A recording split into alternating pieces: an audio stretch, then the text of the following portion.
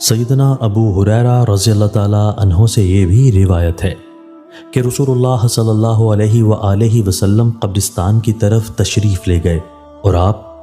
صلی اللہ علیہ وآلہ وسلم نے اہل قبرستان کو سلام کرتے ہوئے فرمایا، تم پر سلامتی ہو مومن لوگوں کے گھر والوں، ہم بھی انشاءاللہ تم سے ملنے والے ہیں۔ میں چاہتا ہوں کہ اپنے بھائیوں کو دیکھ لیتا۔ یہ سن کر صحابہ کرام نے کہا، اے اللہ کے رسول، کیا ہم آپ کے بھائی نہیں ہیں؟ آپ صلی اللہ علیہ وآلہ وسلم نے فرمایا، تم تو میرے صحابہ ہو، میرے بھائی وہ ہیں جو ابھی تک نہیں آئے، اور میں حوض پر تمہارا پیش رو ہوں گا، یعنی تم سے پہلے جا کر تمہارا انتظار کروں گا۔ صحابہ کرام نے پوچھا، اے اللہ کے رسول، آپ کی امت کے جو لوگ ابھی تک نہیں آئے، آپ انہیں کیسے پہچانیں گے؟ آپ صلی اللہ علیہ وآلہ وسلم نے فرمایا، اس کے بارے میں تمہارا کیا خیال ہے کہ اگر کسی آدمی کا ایسا گھوڑا ہو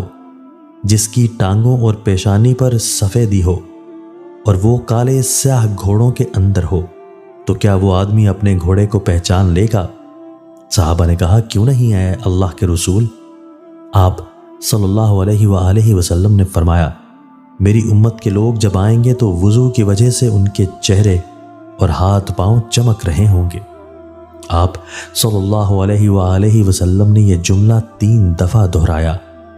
اور میں تم سے پہلے حوض پر جا کر تمہارا انتظار کروں گا۔ خبردار،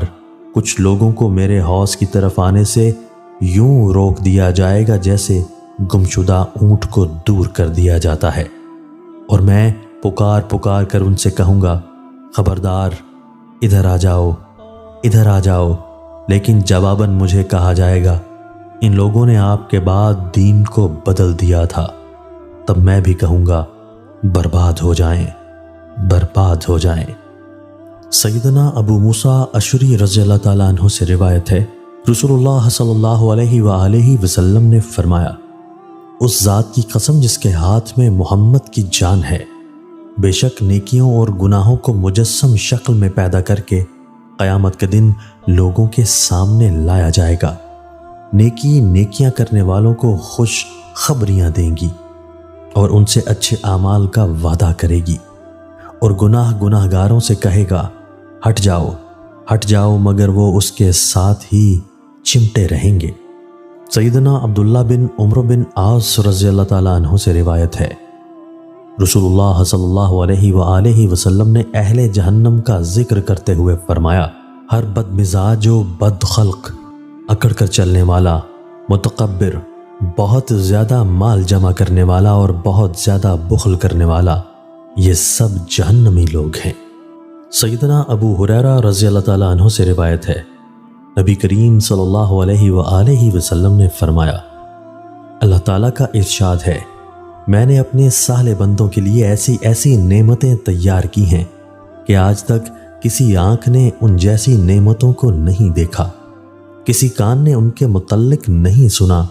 اور کسی انسان کے دل پر ان کا خیال تک نہیں گزرا۔ اگر چاہتے ہو تو یہ آیت پڑھ کر دیکھ لو۔ ان کی راحت کے لیے جو نعمتیں پوشیدہ رکھی گئی ہیں انہیں فی الحال کوئی نہیں جانتا۔ رسول اللہ صلی اللہ علیہ وآلہ وسلم نے فرمایا، جب تمہیں کوئی ایسا شخص شادی کا پیغام دے جس کی دینداری اور اخلاق سے تمہیں اطمینان ہو تو اس سے شادی کر دو، اگر ایسا نہیں کرو گے تو زمین میں فتنہ اور فساد عظیم برپا ہوگا۔